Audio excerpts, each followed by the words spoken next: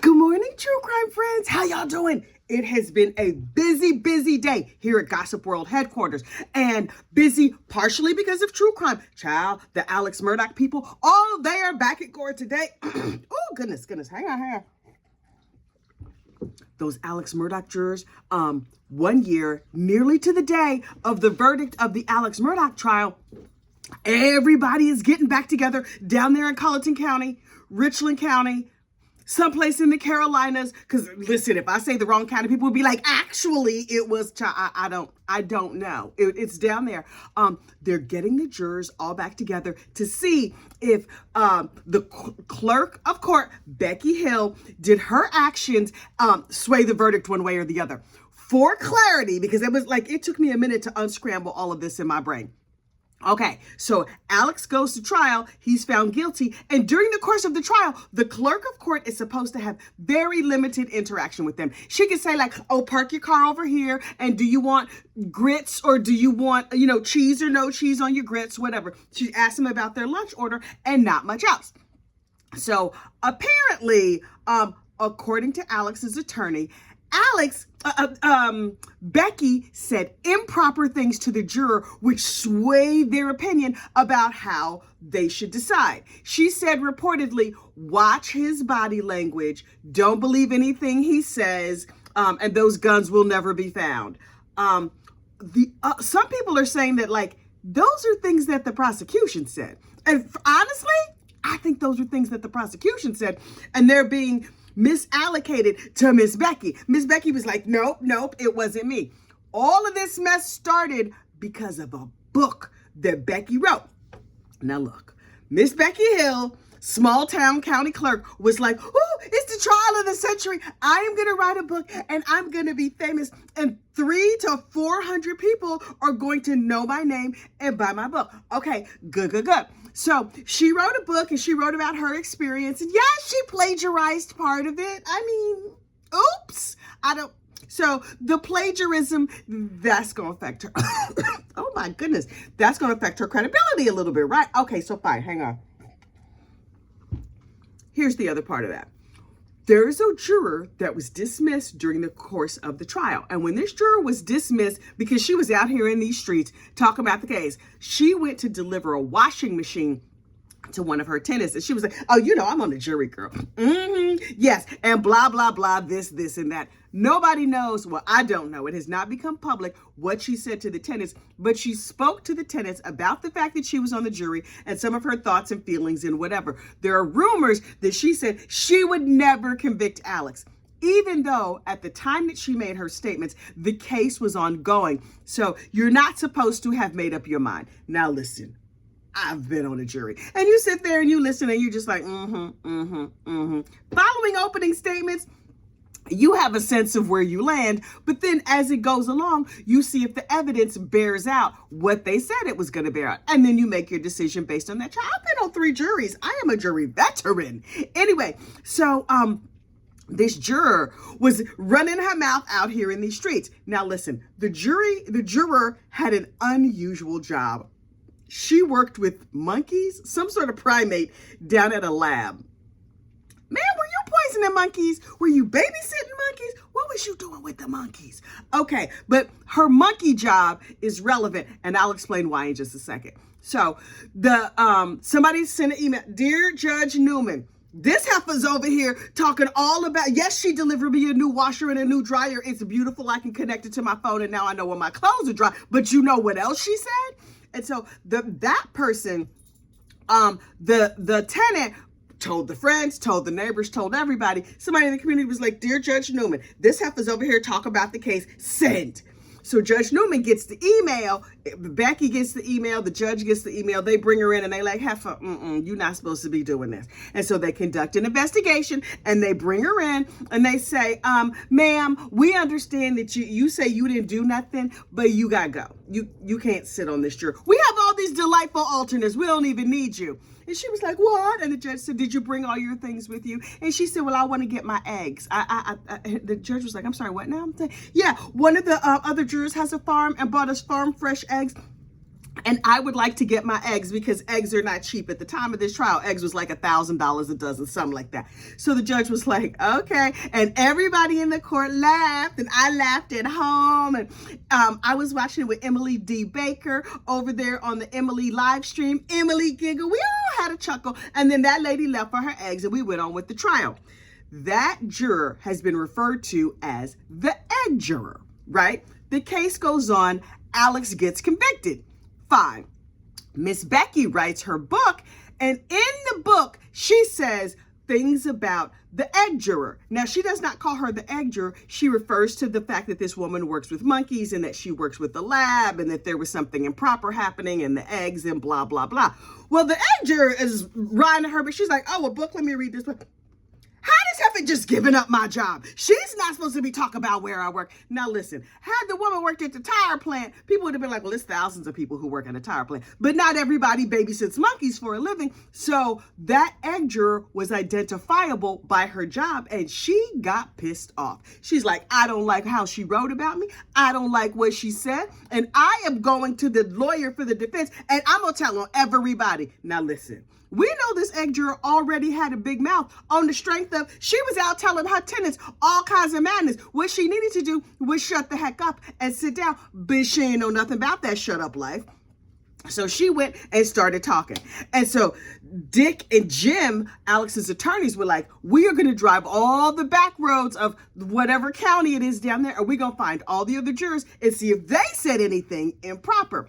Also, we're going to get the egg juror, a nice attorney who would support her in this assertion. And so this thing has been a rolling freight train where everybody's like, Alex is getting a new trial. Alex is getting a new trial. Oh my goodness, Alex is getting a new trial. Here's the thing. They wanted Dick and Jim, Alex's attorneys, wanted Judge Newman, the original judge, off this case. They didn't want him to have anything to do with it. They were like, we want to bring in a new judge. Enter Judge Tall. Let me tell you something. Judge Tall has no time for your mess. None whatsoever. She's having none of it. So she's just like, okay, I see what all y'all Mama Lukes are saying. Listen, I am a retired judge. There is a cribbage game waiting on me. This golf is not going to play itself. So we're going to get to this. Now, Judge Toll is a woman in her 80s. She was the first woman on the female on the Supreme Court. She knows that Dick and Jim are a bunch of arrogant gas bags. They go, well, Your Honor, blah, blah, blah, blah, blah. And she's like, sir, I'm going to need you to commence to shutting up and sitting down. Now, she says it in the nicest possible way, but she is still the judge. And she was like the head of the Supremes or whatever. I mean, I'm not sure if that's Diana Ross in the Supremes or the Supreme Court, unclear. But what I'm saying is they know that she has power and they respect her. And so when she tells them to shut up, they shut up. Periodically, she smashes them like a bug. In my mind, she takes her gavel and just bangs it on the top of their head. And they're like, I'm sorry, ma'am. Please, I'm sorry. Don't be mad at me. So anyway, so she knows how to put them in order. Okay, cool. So she says, look, I'm going to look at this case. We're going to go back. We're going to have all of the jurors come in and tell us, did Miss Becky say things that made the jury think that Alex was guilty? Or was it all that mountain of evidence against him? Maybe it was the mountain of evidence against him. I do not know. I do not watch court TV. Y'all know she was watching court TV. But anyway, she's like, I don't know. We're going to see what they have to say. But here are the rules.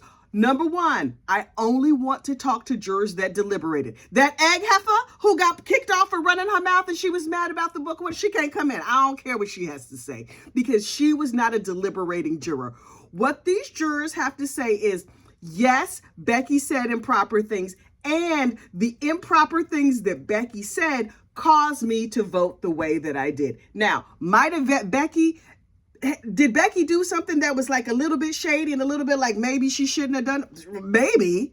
But if that did not directly affect the verdict, it is irrelevant. And Alex's attorney's just like, wait, Your Honor, we had a different plan. We were hoping that if we could just show that Becky was shady in general, that you would get Alex a whole new trial. And the judge was like, I have this gavel right here. Don't make me bonk you on the top of the head again. I told you, no, that is not the standard. And they're like, okay, please. I mean, full disclosure, the Judge Toll, was not out bonking people on the top of the head. Do I wish she was bulking people on the top of that? Yes, I absolutely do. Mostly Dick and Jim. But what the judge says is, we're going to have these jurors come in one by one, and they're going to testify. Did you hear Becky say anything shady? And did your interaction with her cause you to vote a particular way? Now, this is a very high bar for the for the defense to reach, because so far from what we have seen from depositions, and all the jurors have had to lawyer up. How mad would you be? You get on jury duty and now you got to hire a lawyer. I would get a gavel and go start bonking Dick and Jim on the head. But so far from what we've seen, 11 of the 12 jurors have come forward. The 12 jurors that actually deliberated and said, nah. Becky said some things that might be questionable, but the reason that we said Alex was guilty was because of all that mountain of evidence they had against him. So, nah. So the expectation is that Alex Murdaugh and his lawyers, Jim Griffin and Dick Harpootlian, are going to be very, very disappointed by today's goings on. Okay, cool. Now listen, it should not be forgotten that Becky Hill is still out here. She still has charges against her for doing like shady shenanigans. I haven't gotten into it because, South Carolina at this point. South Carolina, I love y'all, but y'all criminal justice system is getting on my nerves. Oh, it's enough already. Also, Miss Becky has a son who's shady boots. He was down there recording people's phone calls and tapping wires and doing all kinds of stuff. And I'm like, isn't that how they roll in South Carolina? Isn't that how they roll in the judicial system? I know. Listen, don't go by me. So today, I will have eyes peeled. Ooh, it's a Monday. That means I'm going to have a lot of meetings. Dang it. Okay, I'm going to do my best to have eyes peeled on the court system down there in South Carolina so we can see what's going on with those Murdaughs. Alex, this is what I need you to do. I understand that there was an unfortunate unaliving at your house. I get it. I understand that you think you didn't have anything to do with it aside from plotting it, planning it, pulling the trigger, doing all the cleanup and trying to get away with it. Other than that, you're totally innocent. Also, you would like people to please stop talking about it and just let you go free. But, sir, that's not how this is going to happen. And really, all you're doing is bringing more pain to your son, the one that you did not unalive, and Maggie's family, who you say you love, and everybody who says they love you. You're just causing them pain. But because you're an egomaniac and a narcissist and about 12 other terrible things, what is the likelihood that you let this go? Right around 0. Now, also, you got nothing but free time. You sitting up in the prison, you got nothing but free time to worry about this and think of things to do. Listen, you got a beef stick craps game going on. You running a hot cocoa ring, I'm sure. I'm sure you have all kinds of things you're getting up to. Speaking of ne'er-do-wells in prison, child, Charlie Adelson has been ushered on to his forever home. Nope. Not hell. He's now at Wakulla Prison down there in Leon County in Florida. Charlie Adelson, who participated in the unaliving of Daniel Markel, is now at the safest prison in Florida. Okay, is that like the least dirty public bathroom floor? Like, I don't, what is the standard of like clean or safe or whatever? So Charlie over there at Wakulla is at a prison that's just filled with people who are high profile cases, but it's still prison. It is a faith-based prison where they have all these like spiritual and whatever programs to go talk to the murderers. So they're going to come in and help you be less murdery. Okay. I'm not, listen, I'm just telling you what I heard over here on the news, and by the news, I mean YouTube. I was watching last night, what's her name? Gigi McKelvey. I just found out her last name. From Pretty Lies and Alibis. Oh, she told us all about Charlie's new forever home. And it's a nice prison, as prison goes. I believe that he has a single room. Now listen, I could get down with a single room, though not in prison. Like, if I had to go stay at a hotel or something like that, yes, I would want a single room. But in jail, well, also jail, I would want a single room. But also, my master plan is to not go to jail. So I don't really have to worry about that part of it. So truly, it is not very much of a concern of mine. But he's down in Wakulla. Look, a lot of people find religion in prison. What if Charlie becomes a rabbi? I'm just saying. He has the rest of his life to sort out. You think he's just going to be like a douchebag, egomaniac for the rest of his life? They say down in this prison, based on all like the wonderful programs and all the whatever they do down there, the people change their lives and they become new people and they get more in touch with their spirituality.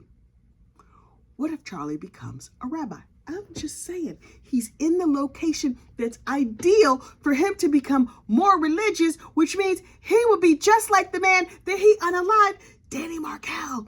Also, they say that the people that you unalive, you know, I don't have no experience with this, but the people that you unalive will sometimes come and visit you. Maybe Danny Markel is over there like, my son, yes, I'm a ghost. Wear this yarmulke. Eat kosher food. Pray 5 times a... Wait, do Jews pray 5 times a day? Or is that Muslims? I don't know. Pray more. Wear a prayer shawl. I'm just saying, you might see a total change in Charlie's life. I would like to see that. And maybe he could have some effect on his ne'er-do-well mama. Maybe she goes to prison and becomes like a nun or something. I don't know. Yes, I'm mixing religions because I know a lot of religions. Like I know a little teeny piece about a lot of religions and I get them all mixed up. Don't judge me. You here watching gossip. Anyway, so all of that to say that we can see a positive change in Charlie's life. Yes, he's going to be in prison forever, ever, the rest of his life. And soon his mama, his no-account mama, is going to be in prison forever. His father, Harvey, is likely not to survive the year. I'm not putting that on him. I'm just saying, based on the way that he's lived his life or whatever, his wife is not there to tell him what to do and lead him around by the nose. Who's taking care of him? You know Wendy out here trying to find a husband, right? She not trying to take care of her daddy? Shit. Y'all, have those widows swarmed yet? Because you know the widows are like, they circling. They're like, oh, here we go. He has money. I can live in that $1 million apartment. Does anybody have eyes on Harvey? I need to know what's happening with Harvey. Yes, it's none of my business. But some nice widow lady could just sneak on in and be his carer. Listen, if they get a home health aide, would I want to be his home health aide? No. But there could be a home health aide who comes in and rubs his little head and calms him down and makes him feel better. Even if she has to rub other parts, which I doubt because he's 80. But she can make him feel calm and happy and drain his cash away. He fell for a Ponzi scheme once. He can fall for a ne'er-do-well home health aide. Shout out to my home health aide brothers and sisters. I know y'all out here doing good work. It's a job I would not want to do. I'm not trying to be wiping behinds. Anyway, I got a bidet. I don't even want to wipe my own. Anyway, I'm just saying, oh, child, this video is so off the rails. Okay, my dog is barking. I need to go check and see if the brown rice is done because I have cooked a whole meal this morning, breakfast and lunch. So I need to get on with my day. And I know you need to get on with your day too. But keep an eye out on those Murdaugh trials. That's what I'm going to be watching today. All right, y'all. I will talk to you later. Bye.